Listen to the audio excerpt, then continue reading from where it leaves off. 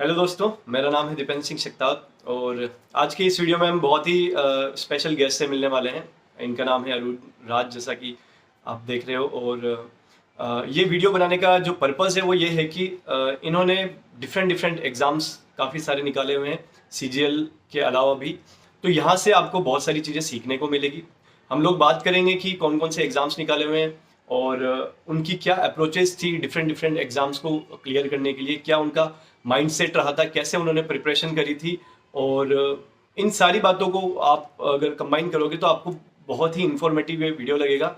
और मुझे लगा कि आपको काफ़ी सारी चीज़ें सीखने को मिलेगी यहाँ से, इसलिए मैं इनके साथ में ये वीडियो बना रहा हूँ। तो सबसे पहले थोड़ा इंट्रोडक्शन ले लेते हैं। अरुण राज, आपके बारे में थोड़ा सा अपना इंट्रोडक्शन दीजिए। Thank you Dipendra and hello friends. मेरा नाम अरुण राज है। मैं झारखंड से बिलोंग करता हूँ एंड मैंने अपनी स्कूलिंग अलग अलग प्लेसेस से की है। मेरे फादर एसबीआई में है तो उनका ट्रांसफरेबल जॉब है। मैंने अपनी प्राइमरी स्कूलिंग मध्य प्रदेश से की है एंड मैंने अपना 10th एग्जाम कोलकाता से पास किया है एंड 12th एंड ग्रेजुएशन मैंने दिल्ली से पास किया है, डीयू से। एंड उसके बाद ही फिर ये मेरा मतलब एजुकेशनल बैकग्राउंड है। तो जहाँ तक मुझे पता है, इन्होंने 2018 में एक्साइज इंस्पेक्टर की पोस्ट तो सिलेक्ट करी है, मेरे साथ में वडोदरा जोन में भी है।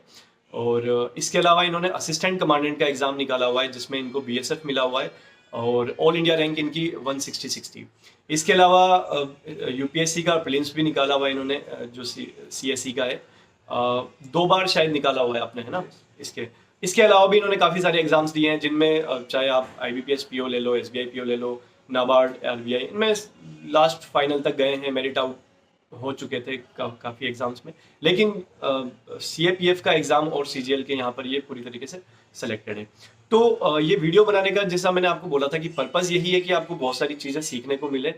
तो मैं यही जानना चाहूँगा अरुण आपसे कि इतने सारे जो आपके एग्ज़ाम्स हैं, चाहे आप सीएससी की बात करो, यूपीएससी भी साथ में लेकर चल रहे थे, आप बैंक का पोर्शन भी साथ में लेकर चल रहे थे, आप एसएससी का पोर्शन भी साथ में लेकर चल रहे थे, तो आप इन सारे एग्जाम्स को कैसे मैनेज करते थे? क्या आपकी अप्रोच थी और क्या आपका माइंडसेट था, है ना, जिससे आप इन सारे डिफरेंट डिफरेंट एग्जाम्स को बैलेंस कर पाए और आपने सक्सेस भी हासिल करी है? क्लास ए ऑफिसर पर भी आप सिलेक्टेड हैं, ग्रुप बी ऑफिसर पर भी आप सिलेक्टेड हैं। और तो इसके बारे में आपका थोड़ा माइंडसेट और ये क्वालिटीज़ के बारे में मैं जानना चाहूँगा। देखिए, सबसे पहले तो कोई भी अगर एग्जाम देता है तो उसका फर्स्ट ऑफ ऑल एक प्राइमरी एग्जाम उसका एम होता है। पर आजकल जो सिनेरियो है कि वैकेंसीज बहुत ही रिड्यूस हो गई हैं, एग्जाम्स का टाइम बहुत बढ़ गया है, तो इसीलिए आप किसी एक एग्जाम पर डिपेंड नहीं हो सकते। फॉर एग्जाम्पल, मेरा मेन एम सिविल सर्विसेज का था, बट कहीं ना कहीं मुझे ये बात पता थी कि आप अगर एक एग्जाम को लेके चले और उसमें सक्सेस ना मिले तो बाद में फिर आपके पास कुछ बचता नहीं है तो साल भर वो करने के लिए। तो इसीलिए मैंने बहुत सारे एग्जाम्स के लिए अपना अप्रोच रखा था। तो इसके लिए मेरा बेसिक एक एम था कि मैंने एग्जाम्स को कैटेगराइज कर दिया था कि उनका सिलेबस क्या है। फॉर एग्जांपल, एक डिस्क्रिप्टिव एग्जाम्स होते हैं जैसे कि सिविल सर्विसेज हो गया, सीएपीएफ भी हो गया, एक होते हैं जो ऑब्जेक्टिव लेवल पे ज्यादा पूछते हैं। फॉर एग्जांपल, बैंकिंग एग्जाम्स हो गए, आपके एसएससी सीजीएल हो गया। एंड देन यहाँ से फिर आप इनको फर्दर डिवाइड कर सकते हैं क्योंकि बैंकिंग एग्जाम का पैटर्न थोड़ा डिफरेंट होता है, सिलेबस थोड़ा अलग होता है, और सीजीएल या सीएचएसएल और भी जो एग्जाम्स है उनका पैटर्न थोड़ा अलग होता है। तो फर्स्ट ऑफ ऑल एक आप कंपार्टमेंटलाइज उसको कर सकते हैं। फिर आप देख सकते हैं कि इन एग्जाम्स में कॉमन क्या क्या चीजें हैं। फॉर एग्जाम्पल, सिविल सर्विसेज में भी आपका सीसैट है और मैथ्स और रीजनिंग आपका सीएपीएफ में भी पूछ रहे हैं, और सेम चीज आपकी बैंक पीओ और सीजीएल में भी पूछ रहे हैं। तो मेरा फर्स्ट टाइम यही रहता था कि कॉमन जो चीजें हैं उनको मैं पहले वो कंप्लीट करूँ। सो ये एक माइंडसेट मैं सबसे पहले लेके चलता था कि एक बेस क्रिएट कर लेना है, जो जो आपकी कॉमन कॉमन जो एरियाज हैं, उसके बाद में जो एग्ज़ाम आता है उसके ऊपर फोकस कर कर आपको उसके एक्स्ट्रा जो सब्जेक्ट्स हैं उनके ऊपर फोकस करना है, यही? जी। फर्स्ट ऑफ ऑल आपकी सबसे पहली प्रायोरिटी रहनी चाहिए जो आपका प्राइमरी एम है जिस एग्जाम का। तो फर्स्ट प्रायोरिटी पे आपका वो रहना चाहिए। उसके बाद धीरे धीरे फिर अगर वो आपका एग्जाम क्लियर नहीं हो पाता है या क्लियर हो जाता है तो उसके आपके नेक्स्ट स्टेज की आपको प्रिपरेशन करनी चाहिए। और अगर वो क्लियर नहीं होता है तो फिर आपका जो सेकंड बैकअप है आपको उसकी तरफ मूव करना चाहिए। फॉर एग्जांपल, अगर मैं अपने अटेम्प्ट्स की बात करूं तो 2018 और 19 के जो मेरे दो पहले फील्ड अटेम्प्ट्स रहे हैं सिविल सर्विसेज में। एंड मुझे याद है कि 2018 में हमने सीजीएल 18 का फॉर्म भरा था, लेकिन एग्जाम जो है 2019 में हुआ था। 19 में। सो मेरे मुझे अभी भी याद है कि 2 जून 2019 को मेरा यूपीएससी का प्री पेपर था जो बहुत ही खराब गया था, तो मैं बहुत ज्यादा डिप्रेस हो गया था। लेकिन वही 2 दिन बाद 4 जून को मेरा सीजीएल का प्री का पेपर था, तो मैंने फिर उसको साइड में रख के सोचा कि देखिए मेरा सेकंड बैकअप जो है ये है। तो इसलिए फिर मैंने उस हिसाब से अपने आप को संभाला और फिर 2 दिन बाद ही फिर मैं सीजीएल प्री के लिए गया। एक मैं चीज़ ऐड करना चाहूँगा, जैसे कि बहुत सारे मैंने ऐसे लोगों को देखा भी है जो हर एक फॉर्म भर देते हैं। 10 दिन बाद इसका फॉर्म है, भर दिया, 10 दिन बाद में उसका एग्ज़ाम है, 10 दिन बाद उसका एग्ज़ाम है। तो ये कहाँ तक सही है? हमें कुछ एग्ज़ाम्स तक तो अपने आप को लिमिट करना ही होगा कि आप पता चला हर महीने में 10-10 एग्ज़ाम दे रहे हैं, तो मुझे लगता है कि शायद वहाँ पर भी आपको सक्सेस नहीं मिलेगी। तो आई थिंक 2 या 3 एग्ज़ाम तक आप अपने टारगेट्स बना लीजिए कि मुझे ये वाला एग्ज़ाम देना है और इसके लिए तैयारी करनी है। ऐसा नहीं कि ये इसी के ऊपर बेस्ड जा रहा है तो ये भी दे देते, क्योंकि टाइम एफर्ट वेस्ट होता है। वहां से अगर आपका पेपर अच्छा नहीं होता तो डिप्रेशन क्रिएट होती है, जिससे आपके आने वाले कुछ दिन और जो होते हैं वो खराब होते हैं। तो एक लिमिटेशन भी आप लोगों को रखनी है कि मुझे ये सेलेक्टेड एग्जाम्स ही देने हैं और ये मेरे परव्यू में आ रहे हैं। आई थिंक ये बेटर अप्रोच रहेगी, है ना? जी बिल्कुल, क्योंकि मैं भी अगर अपनी बात करूँ तो मैंने ये सारे एग्जाम्स एक साल में नहीं दिए, ये 3 से 4 साल में जो है ये मैंने ये सारे एग्जाम्स दिए हैं। फॉर एग्जांपल अगर मैंने फर्स्ट ईयर में बैंक का दिया था तो मैंने बैंक पे ही फोकस किया था, उसके बाद फिर मैं सीजीएल की तरफ गया। और ऐसे बहुत सारे एग्जाम्स थे जिनका मैंने फॉर्म कभी नहीं भरा। फॉर एग्जाम्पल रेलवे के जो एग्जाम्स होते हैं उनका फॉर्म मैंने आज तक नहीं भरा है। सो वो आपको लिमिट करके चलना पड़ेगा कि आपको किस टाइप की जॉब में जाना है, क्या आपके इंटरेस्ट है, और उस लेवल पे ही आपको मूव करना है। ऐसा नहीं कि जिस जॉब में आपको जाना ही नहीं है आप वो भी एग्जाम के फॉर्म्स भर रहे हैं और Definitely. उसकी भी वो तैयारी कर रहे हैं। सो उसका कोई सेंस नहीं बनता। हाँ, क्योंकि यहाँ पे मैंने कई लोगों के एक्सक्यूजेस सुने कि यार इसी बहाने एक और एग्जाम का हमको एक्सपीरियंस मिल जाएगा, कुछ क्वेश्चंस और नए सीखने को मिल जाएंगे और ये हमारी प्रिपरेशन के लिए बेटर रहेगा।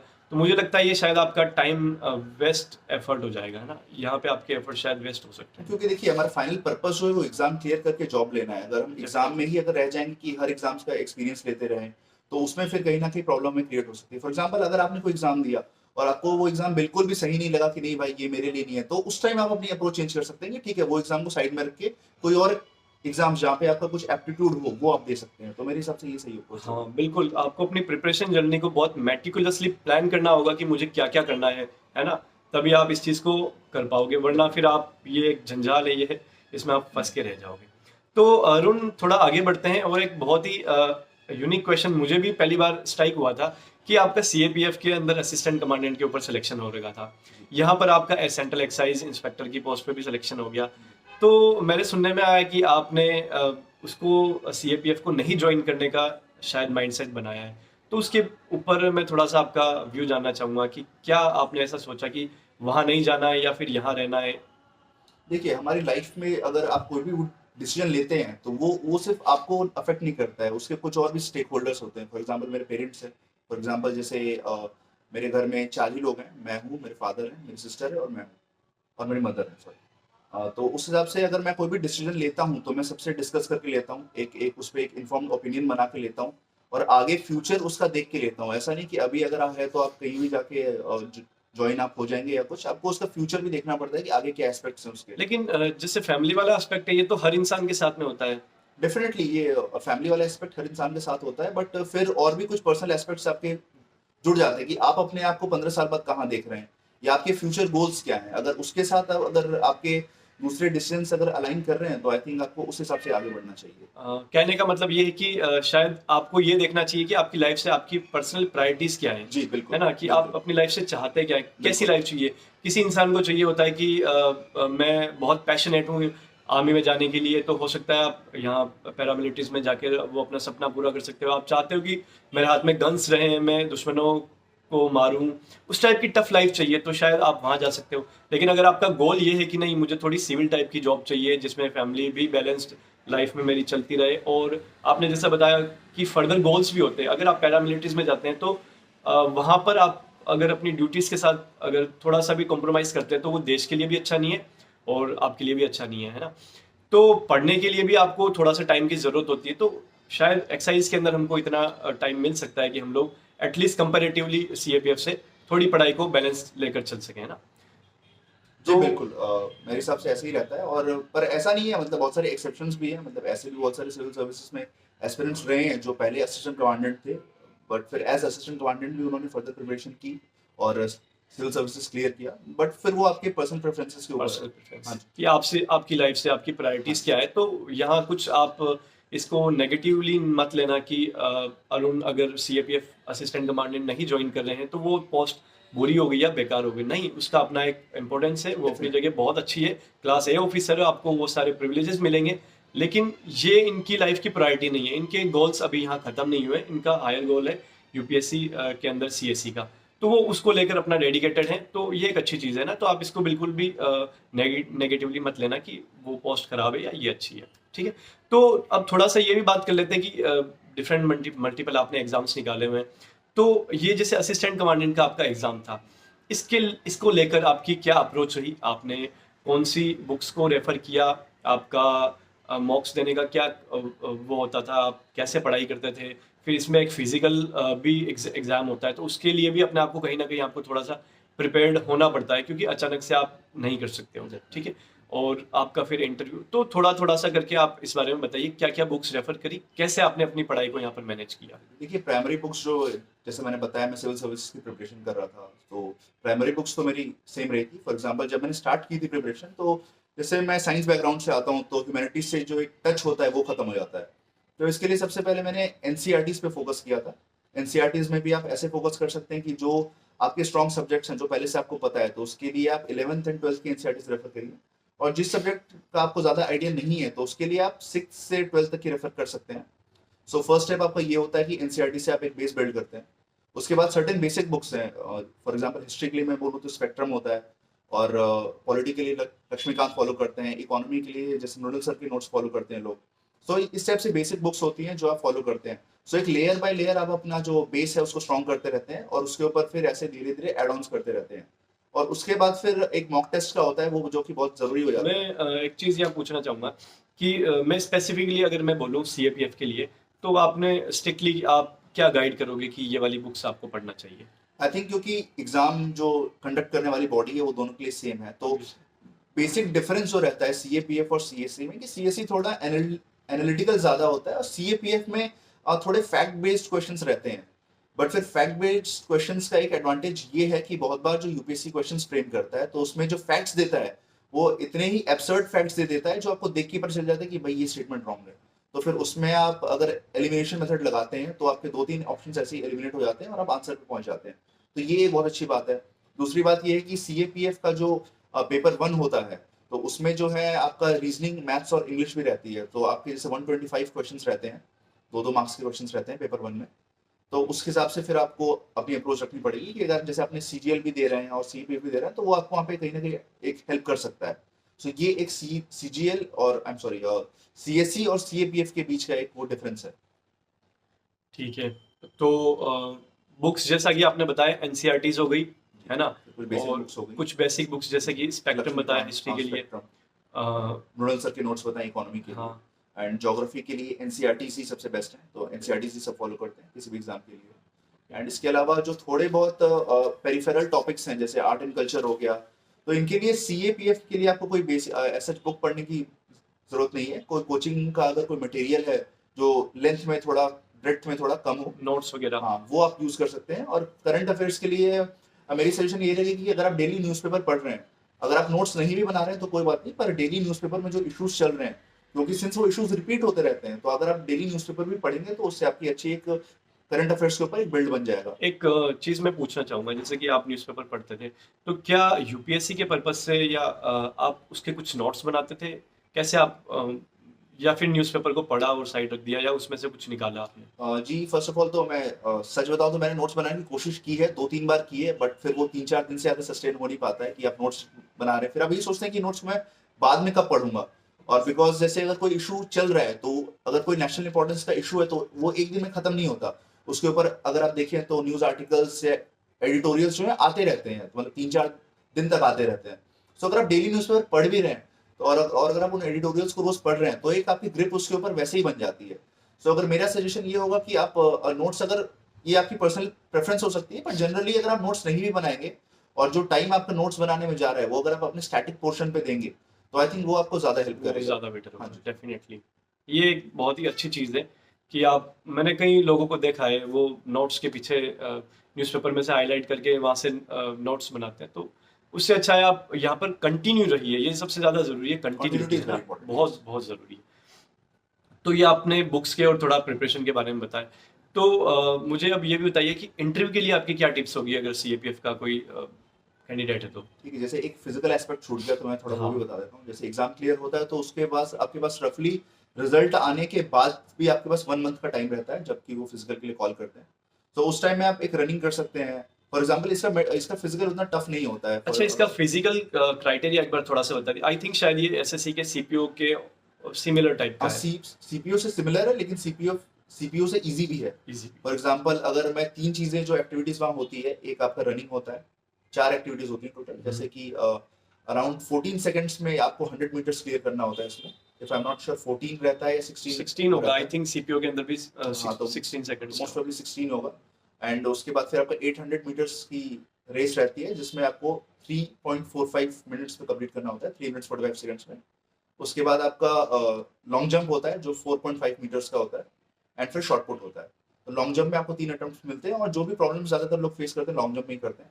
सो मेरा सजेशन ये रहेगा कि आप लॉन्ग जंप की अच्छे से प्रिपरेशन करके जाएं, और शॉर्ट पुट को आप लाइटली ना लें, क्योंकि बहुत बार होता है कि एक सिंगल अटेम्प्ट रहता है, तो जब लॉन्ग जंप क्लियर हो जाता है तो लोग थोड़े से रिलैक्स हो जाते हैं, और फिर उसमें शॉर्ट पुट में मिस्टेक कर देते अच्छा, हैं, तो वो एक ना करें।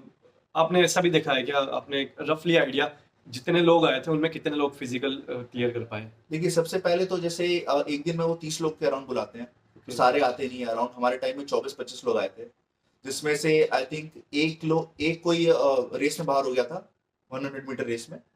2 लोग आपके 800 मीटर में बाहर हुए थे, एंड 2 से 3 लोग आपके इसमें लॉन्ग जंप में बाहर हुए थे। सो बेसिकली ये रहा था, शॉर्ट पुट में कोई बाहर नहीं हुआ था। ऑलमोस्ट 7-8 लोग। हाँ, सो बेसिकली 30 अगर बुलाए हैं तो उसमें से अराउंड 15 से 17 लोग फाइनली मेडिकल के लिए गए थे। सो इंटरव्यू के लिए Yes. आप बता रहे थे क्या टिप्स रहेगी? आई थिंक यूपीएससी जो इंटरव्यू कंडक्ट करती है, उसका सबसे अच्छा पॉइंट ये है कि वो आपको आपके पास्ट के ऊपर जज नहीं करती उतना। जैसे अगर कोई और एग्जाम्स की मैं बाद में बात करूंगा तो फिर मैं उसके बारे में वो करूंगा, बताऊंगा।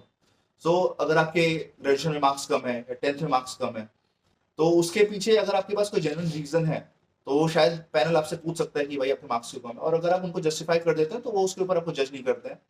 वो सबसे पहले तो अगर आप जाएंगे तो आपको पूरी तरह से वो रिलैक्स करेंगे कि भाई आपको कोई भी प्रॉब्लम हो तो आप हमें बताइए, कोई आपको सवाल नहीं आ रहा है तो आप मान लीजिए कि आपको सवाल नहीं आता है। तो जिस हिसाब से, तो उस हिसाब से आपका वो इंटरव्यू आता है। बेसिकली आपके बैकग्राउंड के ऊपर है। सो सबसे पहले अपने आप को आप जानिए अच्छे से कि आप कहाँ से आते हैं, आपके स्टेट की प्रॉब्लम्स क्या क्या हैं। फिर आपका जॉब स्पेसिफिक हो जाएगा। अगर अपनी जॉब करते हैं तो आपका इंटरव्यू मोस्ट प्रोबेबली यही है कि आपकी जॉब के ऊपर जाने वाला है।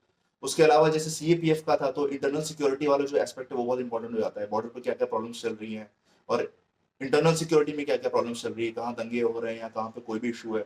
सो ऐसा इशूज जो कहीं भी कोई कॉन्फ्लिक्ट पैदा करता है, तो वो इशूज आपके लिए बहुत इंपॉर्टेंट हो जाते हैं, चाहे वो नेशनल लेवल पे हो चाहे बाहर की हो, इंडिया के। हाँ जी, तो वो रहता है। और आपके स्टेट्स की क्या स्पेसिफिक प्रॉब्लम्स है उस पर भी आपको मेरे ख्याल से ज्यादा ध्यान देना चाहिए। डेफिनेटली।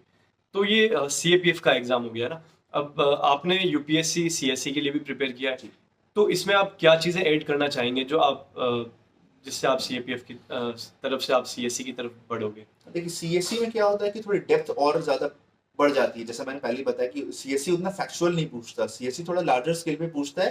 थोड़ा आपको ट्रेंड्स पता होने चाहिए चीजों की कि किस दिशा में वो ट्रेंड अच्छा, चल रहा है। एक हाँ चीज़ जी। मैं इंटरप्ट करूंगा कि यूपीएससी का एग्जाम जो होता है वो आपसे कुछ क्वालिटीज डिमांड करता है ना? तो वो आपको क्या लगता है क्या क्वालिटीज है? आई थिंक जैसे आपका डिसीजन मेकिंग पावर अच्छा होना चाहिए, आपकी एनालिटिक्स अच्छी होनी चाहिए, है ना? क्योंकि आपके पीछे आप पॉलिसी मेकर्स बनने वाले हो, तो आपको आप बहुत इंक्लूसिव होने चाहिए हर चीज़ को लेकर। तो आपको क्या लगता है क्या क्या क्वालिटीज यूपीएससी आपसे डिमांड करती है? क्योंकि ये कोई इंटेलिजेंसी का टेस्ट नहीं है। अगर इंटेलिजेंसी का ही होता वो आईआईटी से सारे उठा लेते, या फिर जिनका 95% से अबव अपना एकेडमिक्स में रहा है वहां से उठा लेते। लेकिन ये उसका खेल नहीं है ना, तो वो क्या आपको फील होता है कि वो क्वालिटीज आप में होनी चाहिए? देखिए सीएससी का ऐसा है कि वो यूपीएससी हर स्टेज पे आपसे अलग अलग चीजें वो डिमांड करती है। फॉर एग्जाम्पल प्री की बात करूं तो 2 घंटे का आपके पास वो टाइम रहता है, और 30-35 से ज्यादा सवाल के ऊपर किसी को आता नहीं है श्योरली। तो वो आपसे सबसे पहले तो ये देखता है कि कम टाइम में आप कितने करेक्ट डिसीजंस ले पाते हैं, आपका थिंकिंग का तरीका क्या है, आप कितनी एनालिसिस कर पाते हैं। क्योंकि अगर आप देखें तो बहुत सारे मतलब मेजोरिटी क्वेश्चन आपको नहीं आते होंगे। सो फर्स्ट ऑफ ऑल कि अगर आपने कोई डिफिकल्ट क्वेश्चन देखा तो आप उसको देख के वो घबराए नहीं। सबसे पहली बात तो ये। फॉर एग्जाम्पल अगर आप कहीं फील्ड में भी जब जाएंगे, जॉब जब आप करेंगे, तो कुछ कहीं पे कुछ हो रहा है या कुछ दंगे हो गए फॉर एग्जाम्पल, और अगर डीएम है वहां के, तो आपको घबराना नहीं है। उस कंडीशंस, उन डिफिकल्ट कंडीशंस में भी आपको कुछ डिसीजंस लेने होंगे। सो प्री उस हिसाब से वो लिया जाता है कि डिफिकल्ट क्वेश्चंस वो पूछेंगे, और हर साल वो डिफिकल्ट पर डिफिकल्ट होता जाएगा। पर उसके बाद भी जो लोग हैं वो क्लियर कर रहे हैं एग्जामिनेशन। सो मेरा ये कहना रहेगा कि आप क्वेश्चंस देख के डरे नहीं, और क्वेश्चंस को एनालाइज करें, उस आप क्वेश्चन पेपर को एनालाइज ना करें कि भाई इस साल का क्वेश्चन जो है ये डिफिकल्ट आ गया, ये आप हर क्वेश्चन को एनालाइज करें कि वो क्या पूछ रहा है। जो नहीं आता है उसको उस टाइम छोड़ के आगे बढ़ जाएं, जो आ रहा है उस पर डिसीजन लें। और अगर आप जहाँ पे 50-50 पे आप स्टेज पे अगर फंस जाते हैं, 4 ऑप्शन है और 2 के बीच में आपको अगर कंफ्यूजन है, तो डेफिनेटली आपको वो क्वेश्चन टिक करके आना है, कुछ भी हो जाए अगर। सो ये क्विक डिसीजन मेकिंग का जो है, ये चीज आपकी प्री स्टेज पे देखी जाती है। तो ये हम ऐसा बोल सकते हैं कि एक कॉम्बिनेशन है जहाँ पर आपकी डिसीजन मेकिंग पावर सही होनी चाहिए और कम से कम टाइम इंस्टेंट में। होनी हाँ। चाहिए, ज़्यादा टाइम आपको वेस्ट नहीं करना होता, प्लस आपको प्रेशर मैनेजमेंट करना आना चाहिए Definitely, कि आप अपने माइंडसेट को कैसे हैंडल करते हैं। कई लोग होते हैं थोड़ा सा प्रेशर आता है तो अपना टेम्पर लूज कर देते हैं, वो नहीं होना चाहिए ना। तो आई थिंक ये एक प्राइमरी रीज़न होता है ना। तो इसके लिए आपको देखो बुक्स वगैरह है, एग्ज़ाम अपनी जगह है, सब कुछ है, लेकिन उसको भी आपको पता होगा कि एग्जाम्स क्लियर करने के बाद, सर्विसेज ज्वाइन करने के बाद भी हम लोग 2 साल के प्रोबेशन पे रहते हैं। ये कोई गारंटी नहीं है कि आपने एग्जाम निकाला है। एग्जाम कोई बहुत अच्छा है पढ़ाई में, लेकिन उसकी जो मेंटल स्टेट है वो बहुत ज़्यादा अच्छी नहीं है, तो वो इस एग्जाम में जो लाइफ में है सर्वाइव नहीं कर पाएगा। तो ऐसा भी हो सकता है कि वो प्रोबेशन के बीच में कमीशन या डिपार्टमेंट चेक करे कि यार ये इस लायक नहीं है ना, तो हो सकता है आपको। तो कहने का मतलब ये है कि आपका माइंडसेट भी आपको साथ में लेकर चलना है, आपको उसके ऊपर भी प्रिपरेशन करनी है, पॉजिटिव रहना है और सारी चीज़ों को मैनेज करके चलना है। ठीक है। अब एक चीज़ और मैं पूछना चाहूँगा, जो बहुत ही मैं पूछना चाह रहा था कि जो कोचिंग वाला एस्पेक्ट है उसको आप कैसे देखते हो? क्योंकि आजकल इतना सारा कंटेंट मार्केट में अवेलेबल है, इतना एक्सेस में, इतना फ्री वाला कंटेंट भी अवेलेबल है कि हम में से कई ये सोचते हैं कि यार चलो वैसे ही हम लोग फ्री वाला पढ़ लेंगे और एग्जाम क्लियर कर लेंगे, लेकिन वहाँ से इतना क्योस और इतनी कन्फ्यूजन्स क्रिएट हो जाती है कि हमें समझ नहीं आता है और हम लोग फ्रस्ट्रेशन की तरफ आगे बढ़ने लग जाते हैं। तो ये वाला जो एस्पेक्ट है, online exam, online coaching centre, offline coaching centre, या फिर कोचिंग कितनी नेसेसरी है, इसके बारे में थोड़ा सा जानकारी लेते हैं। देखिए, कोचिंग ज्वाइन करने का एक बेसिक जो आपकी साइकोलॉजी रहती है वो ये रहती है कि फियर ऑफ मिसिंग आउट, कि भाई मेरा फ्रेंड कोचिंग कर रहा है, उसको वहाँ क्या पढ़ा रहे हैं, क्या मैं जाऊंगा तो शायद मैं वो चीज़ घर पे बैठ के नहीं पढ़ पाऊंगा। सो एक डर रहता है और इसी बेसिस पे लोग कोचिंग ज्वाइन करते हैं। फॉर एग्जांपल मैंने भी 2017 में कोचिंग ज्वाइन की थी।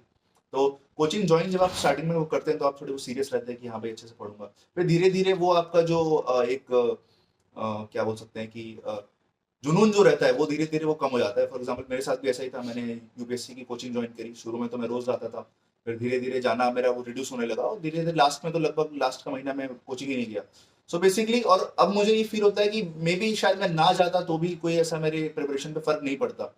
सो इस सेंस में अगर आप देखते हैं तो कोचिंग को मैं नेसेसरी नहीं मानूंगा। बट हाँ, कुछ एस्पेक्ट्स हैं जैसे कि गाइडेंस आपको वहाँ के फैकल्टी दे सकते हैं जो आपको शायद घर बैठे या किसी नोट्स में नहीं मिल पाएंगे, तो वो गाइडेंस आपको वहाँ से मिल जाती है। और आजकल जैसा कि फिजिकल कोचिंग का पहले ज़्यादा इंपॉर्टेंस था, अब कोविड के बाद से जैसे कि ऑलमोस्ट सारे कोचिंग सेंटर्स ने अपनी ऑनलाइन क्लासेस स्टार्ट कर दी है और कोचिंग आप ऑनलाइन कर सकते हैं। उससे ये फायदा ये हो सकता है, एक फायदा ये है कि आपको टाइम बच जाता है, ट्रैवल में जो आपको जाएगा टाइम वहाँ बैठने का। फिर एक नुकसान ये है कि वो एटमोसफेयर आपको ऑनलाइन में नहीं मिल पाएगा। और मॉक टेस्ट अगर आप अगर ऑफलाइन करें तो आई थिंक वो ज़्यादा अच्छा रहता है, क्योंकि सारे एग्जाम्स जो है आपके, फॉर एग्जाम्पल यूपीएससी का जो एग्जाम्स है वो ऑफलाइन ही कंडक्ट कराता है, पेन पेपर मोड में। सो अगर आपको अगर मॉक टेस्ट देने हैं तो मेरा यही रिकमेंडेशन रहेगी, या तो आप मार्केट से मॉक टेस्ट ले आएँ और घर में उसको पेन एंड पेपर लेके सॉल्व करें। और अगर कोचिंग अगर आप जा रहे हैं तो कोचिंग में जाके ही वो एग्जाम दें, वो मॉक टेस्ट ऑनलाइन ना दें। बिल्कुल सही चीज़ है ये। तो इसके अलावा मुझे ये बताइए कि आपका टाइम टेबल क्या रहता था, कैसे आप पढ़ाई करते थे? काफ़ी मेरे पास में भी बहुत सारे मैसेजेस आते हैं, सर आप कितने घंटे पढ़ते थे, कैसे मैनेज करते थे? और कई लोग होते हैं सोशल मीडिया से अपने आप को आइसोलेट कर लेते हैं, लोगों से बात करना बंद कर देते हैं, है ना? तो वहाँ से क्या होता है ना, डिप्रेशन भी शुरू हो जाता है। तो हमें उसकी तरफ भी नहीं बढ़ना है, ये लाइफ का एक पार्ट है, इसको भी हमें फ्रीली जीना है। क्योंकि ये बहुत जर्नी अगर आपने फ्रस्ट्रेशन में निकाली तो इससे बहुत अच्छा आउटकम आपको शायद देखने को ना मिले। तो पॉजिटिवली आपको अपनी प्रिपरेशन जर्नी को ऑप्ट करना है, आगे बढ़ाना है। तो थोड़ा सा अपना टाइम टेबल, शेड्यूल और कैसे आप मैनेजमेंट अपना करते थे स्टडी को लेकर, उसके बारे में बताइए। देखिए, आजकल जो एग्जाम देने का प्रोसेस हो गया, अगर हम बैंकिंग एग्जाम्स को हटा दें तो ये एक थोड़ा लंबा प्रोसेस हो गया। फॉर एग्जांपल सीजीएल भी हम देख ही रहे हैं कि 3 साल लग ही बहुत जा रहे हैं। तो अगर आप सोच रहे हैं कि 3 साल तक अगर आप सोशल मीडिया से कट के, लोगों से कट के रहेंगे, तो वो एक बहुत ही आपके लिए टॉर्चरस पीरियड हो जाएगा। सो मेरे हिसाब से मेरा जो टाइम टेबल रहता था, फॉर एग्जाम्पल दो तरह के लोग होते हैं, एक जो सुबह जल्दी उठ के जिनको अच्छा लगता है पढ़ना, एक होते हैं जो रात तक पढ़ते हैं। सो मैं वही करता था कि मैं रात तक देर तक पढ़ता था, सुबह फिर 9 साढ़े 9 बजे मैं उठता था, उसके बाद से फिर वो ब्रेकफास्ट वगैरह करके फिर 2 घंटे और पढ़ लिया। मतलब ऐसा नहीं है कि आप दिन में 12 घंटे पढ़ रहे हैं, उतने की रिक्वायरमेंट नहीं है किसी भी एग्जाम के लिए, ट्रस्ट मी। 12 घंटे पढ़ने की किसी एग्जाम के लिए रिक्वायरमेंट नहीं है, चाहे वो सीजीएल हो, यूपीएससी हो, चाहे कोई भी एग्जाम हो। एग्जाम्स आपके लाइफ का पार्ट है, आपके लाइफ में और भी चीजें हैं, आपको उसकी तरफ देना चाहिए। और जैसे कहते हैं excess of anything is bad. अगर आप सोशल मीडिया पे चला रहे हैं तो ठीक है, अगर आप टाइम रेगुलेट करके चला रहे हैं, आधा घंटा चला रहे हैं तो ठीक है, इसमें कोई वैसी बात नहीं है। क्योंकि जो भी एग्जाम्स मैंने दिए हैं, मैंने सोशल मीडिया डीएक्टिवेट नहीं किया, मैं इंस्टाग्राम भी चलाता हूँ, फेसबुक भी चलाता हूँ।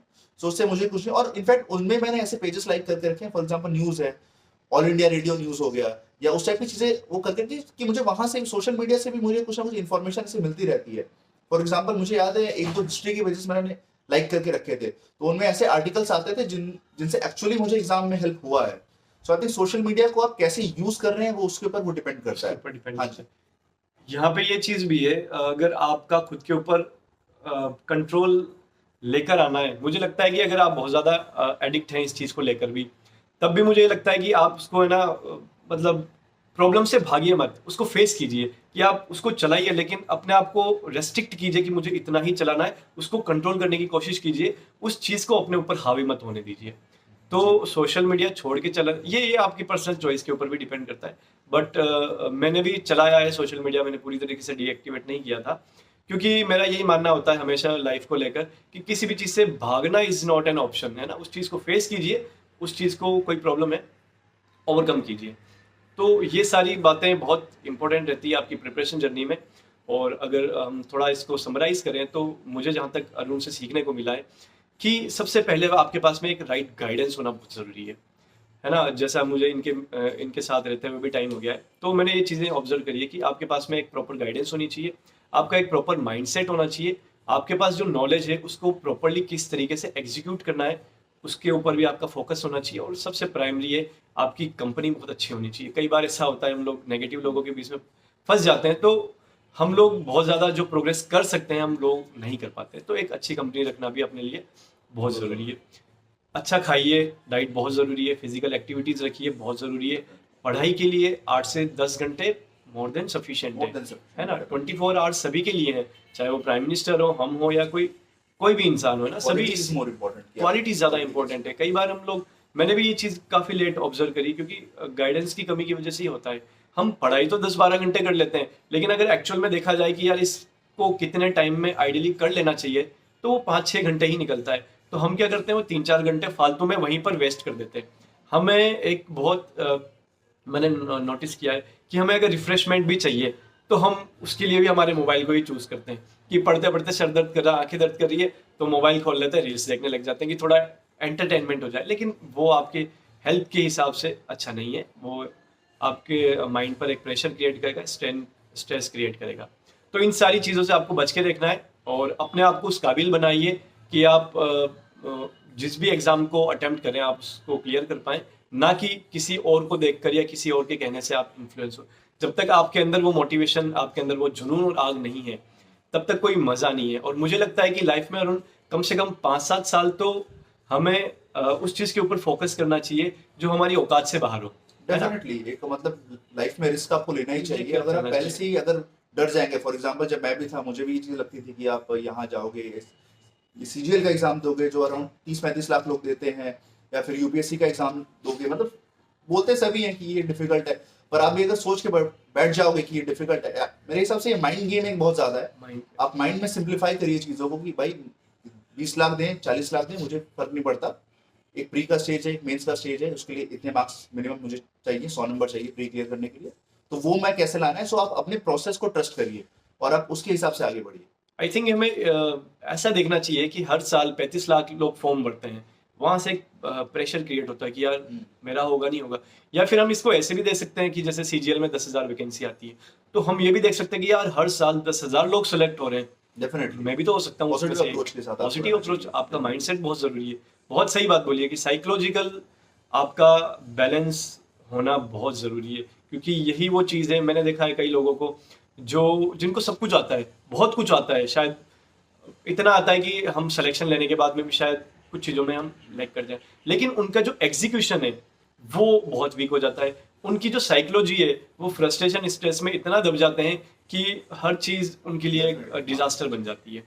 तो ये सारी चीज़ें बहुत इंपॉर्टेंट है और इन सारी चीज़ों को अपनी जर्नी में ऐड कीजिए। आई थिंक अरुण की जर्नी से भी हमें बहुत सारी चीज़ें सीखने को मिली होगी। आई थिंक यही पर्पस था हमारा कि आपको ये भी मिले कि आप एक ही एग्जाम्स के पीछे ना दौड़े। अगर आपके अंदर काबिलियत है, आपको इंट्यूशंस आ रही है अंदर से कि यार मैं ये निकाल सकता हूँ, डेफिनेटली आपको वहाँ जाना चाहिए और उसके लिए भी अपने एफर्ट्स लगाने चाहिए, ना कि फ्रस्ट्रेट होकर वापस से आप बैकआउट कर लें, है ना। तो इसके अलावा अरुण, अगर आप और कुछ ऑडियंस को अपने लाइफ का कोई एक्सपीरियंस या कोई मोटिवेशनल बात बताना चाहें तो मोस्ट वेलकम। Yes surely. हाँ, मैं सबसे पहले तो यही कहना चाहूँगा, जैसे मैं अभी बोल ही रहा था कि इट्स माइंड गेम। सो सबसे पहले आप प्रोसेस को सिंप्लीफाई करिए और दूसरा आप डरिए मत कि जैसे मैंने बहुत सारे अच्छे स्टूडेंट्स देखे हैं मुझसे फार बेटर, जो सिर्फ ये सोच के एग्जाम्स में नहीं उतरते कि भाई इतने लोग देते हैं, मेरा क्या होगा, मैं दे पाऊंगा नहीं। आप ट्राई तो करिए पहले। मैंने जब यूपीएससी का प्रिपरेशन स्टार्ट की थी तो मैंने कुछ सोचा नहीं था होगा नहीं होगा, मैंने बस मतलब एक दिन बुक्स लेके आया और मैंने स्टार्ट कर दिया। फिर वो प्रोसेस जो 4 साल से चल रहा है वो अभी तक चल रहा है, भले से वो मैं क्लोजर पे नहीं जा पाया हूँ अभी तक, बट वो प्रोसेस में है। सो आई थिंक ये चीज मुझे बहुत अच्छी लगी कि भाई मैंने ये चीज की अटेम्प्ट, और कहीं ना कहीं जो नॉलेज मैंने गेन की 4 साल में, भले से एग्जाम निकले ना निकले, पर वो लाइफ में आपको हेल्प करेंगी। और बहुत सारे ऐसे सिचुएशंस आएंगे जहाँ पे आपको हेल्प करेंगे। सो मेरा सजेशन ये रहेगा कि डरिए मत, फोकस करिए और एक लार्जर पिक्चर आप देखिए। ऐसा नहीं है कि आप एक इसको प्रोसेस वो आपने वो कर लिया कि ठीक है भाई मैं 6 घंटे रोज पढ़ रहा हूँ तो मेरा सिलेक्शन हो ही जाएगा, कोई गारंटी नहीं है कि नहीं होगा। कि तो इसीलिए ये मैं कहूंगा कि अपना कंपोजर बना के रखिए और all the best to everyone. ये मेरा मैसेज रहेगा। Thank you.